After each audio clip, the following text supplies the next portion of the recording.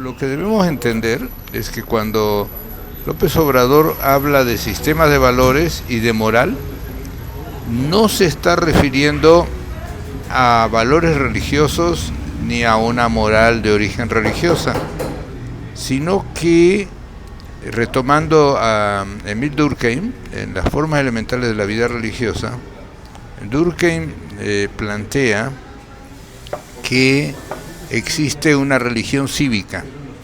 La religión cívica para Durkheim es que, dentro de la concepción de sagrado y profano que él maneja, es que hay símbolos nacionales que tienen sacralidad, el himno, la bandera, etcétera, y esos símbolos nacionales que son sagrados para una nación son los que deben tener un cuidado, y en ese contexto entra el concepto de moral cívica, de constitución moral, cartilla moral, etcétera, que además no es, si leemos con cuidado la cartilla moral que escribe Alfonso Reyes, está en ese sentido, no está en ningún momento basado en una cuestión religiosa, eclesiástica, ni nada por el estilo.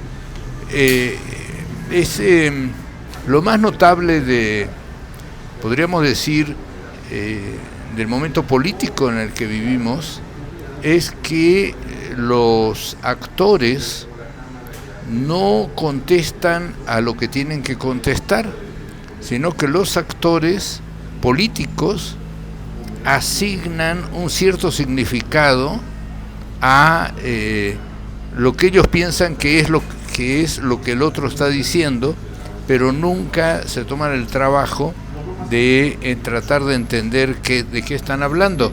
Esto es típico de sociedades con un pasado autoritario, donde el que da sentido a los discursos es el jefe, o sea, es la autoridad política, y en esa perspectiva, cuando Andrés Manuel dice que esto es una democracia, que todo el mundo tiene derecho a protestar, que etcétera, lo que él dice, y además que la autoridad no se va a meter en las cuestiones partidarias y todo ese tipo de cosas, los otros no saben qué decir. Se trataría básicamente como de un desconcierto que se genera porque no se siguen las formas tradicionales de organizar la relación entre religión y política, pero ahora en este contexto de la Cuarta Transformación pareciera que los actores han cambiado. Por un lado, los actores centrales en el proceso del PRI o en los periodos en que ejerció el gobierno del PAN estaban de manera privilegiada los actores católicos, y hoy aparecen los actores evangélicos con una fuerte carga. Algunos dicen que el grupo de el pastor Farela representa apenas a un sector mínimo, y sin embargo es un grupo que independientemente de la cantidad de feligreses que pueda aglutinar, al final de cuentas es un grupo que también va de alguna manera ofreciendo sus recursos reflexivos en este proceso. ¿Tú cómo miras este asunto de la incorporación de los evangélicos? ¿Es cierto que tienen tanto poder como algunos lo plantean?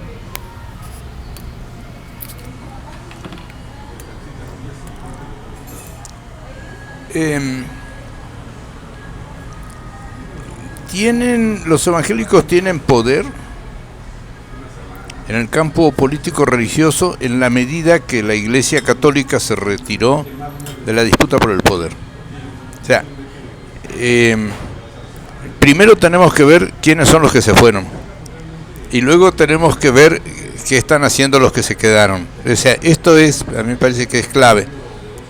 La Iglesia Católica en 1930 estableció un sistema de simulación. En 1992 estableció otro sistema de simulación con el cambio constitucional. en este momento, pero ese sistema de simulación para la Iglesia Católica representaba un conjunto de privilegios notables. El problema fue que Andrés Manuel le quita esos privilegios, financiamientos, etcétera. Entonces, la Iglesia Católica mexicana no apela a su feligresía para sostenerse, sino que la Iglesia se está recostando sobre un sistema de grandes limosneros, o sea, de empresarios fuertes que financian a la Iglesia. Pero esos empresarios tienen una agenda política. Entonces la Iglesia aparece como subordinada a esos grandes empresarios que tienen la agenda política. Pienso en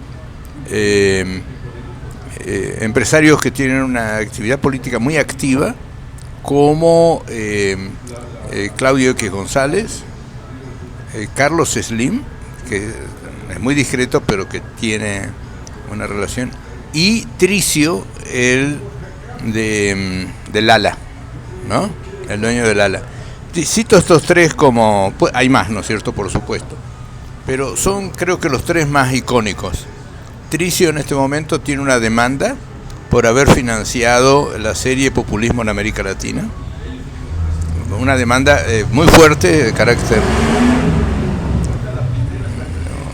una demanda muy fuerte de carácter de violación de la legislación electoral, etcétera. Entonces, el problema es que la Iglesia Católica, la jerarquía diocesana, para ser más preciso, está muy condicionada por estos referentes. Y esto es algo que la deja totalmente contra la pared, porque por otro lado tienen la presión de Francisco, que de alguna manera quiere un involucramiento social de la Iglesia Católica en la Cuarta Transformación, porque ve que ahí hay una línea interesante, y esto lleva a que la Iglesia Católica, que en sí siempre fue más o menos conservadora, la Iglesia Católica mexicana termina aliándose con los sectores de Estados Unidos y de otros países que golpean a Francisco. Entonces, ¿qué hace Francisco? Trata de fortalecer a la antigua línea de Corripio Ahumada y del asesinado cardenal Posada, ¿sí?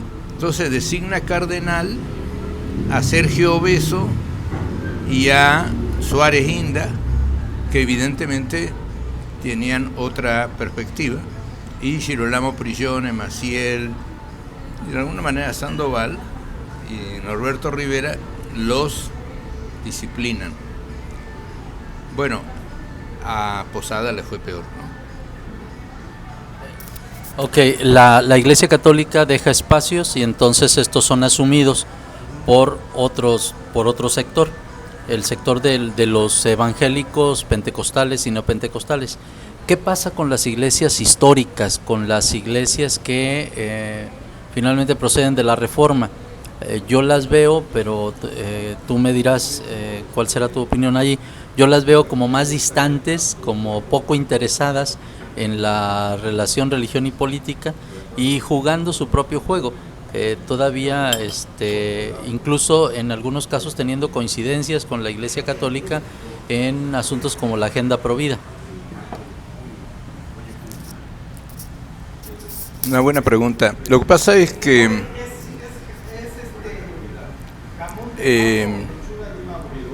los protestantes históricos participaron activamente en la Revolución Mexicana. Prácticamente lo poco que tenían se incorpora en el movimiento revolucionario.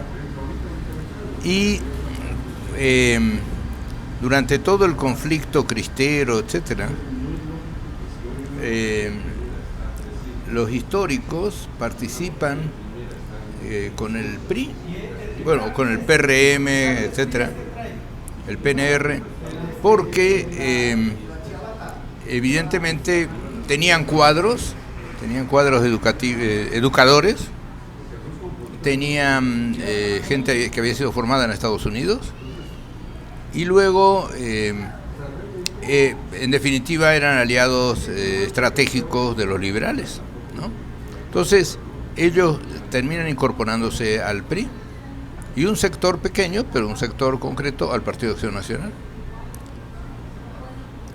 En este contexto, el discurso, el solo hecho que Andrés Manuel López Obrador diga que es de izquierda, aunque quizá desde la izquierda habría que ver qué es ser de dónde está la izquierda de Andrés Manuel, pero el hecho que Andrés Manuel diga que es de izquierda hace que este sector histórico, que en su mayoría es muy conservador, tome distancia. Esto es, pero Andrés Manuel, curiosamente, les da posiciones importantes a los históricos. Aparte de cargos importantes, el subdirector de Asuntos Religiosos de la Secretaría de Gobernación es un abogado, el Jorge Lee Galindo, es un abogado bautista, que era un poco el experto en derecho eclesiástico de la Iglesia Bautista, apoderado de muchas iglesias, etcétera, ¿no? Entonces, Andrés Manuel tiene una estrategia de darle espacios a los protestantes históricos, porque piensa que es gente confiable, que va a ser más honrada, que no va a entrar corrupción, etcétera. Y también le da espacio a gente de la comunidad judía, aunque los sectores conservadores de la comunidad judía no están con Andrés Manuel, apoyan más bien a Chertorivsky, ¿no? Entonces, lo que hay, y podríamos seguir con los ejemplos, ¿no? Lo que hay es que las distintas comunidades religiosas se dividen entre sectores que podríamos llamar progresistas, políticamente hablando, progresistas y conservadores. Este es el asunto. Pero el elemento que es clave en la cuestión religiosa es la corrupción. O sea, en definitiva, una de las premisas del cristianismo y del judaísmo es no robarás. Entonces, la corrupción es una forma de robo. No hablemos de no matar, etcétera, que también los corruptos matan, ¿no? Entonces, esto crea un dilema, podríamos decir, ético y moral para ese liderazgo que apoya al PRI o al PAN, que están apoyando delincuentes y que todo el mundo está convencido que son delincuentes.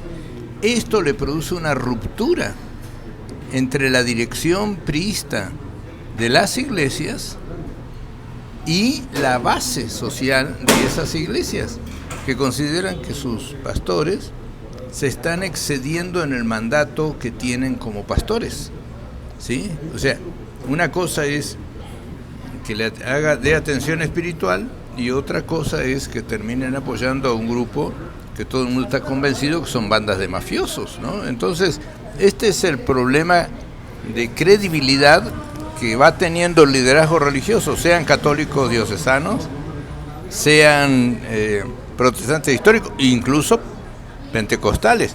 Y ahí es donde Arturo Varela se posiciona, porque él es el único líder pentecostal que apoyó a Andrés Manuel desde el 2000, desde que entra el jefe de gobierno de la ciudad. Esto es lo que me parece importante entender para ver cómo es el juego, porque en el mundo evangélico es clave el testimonio de la persona.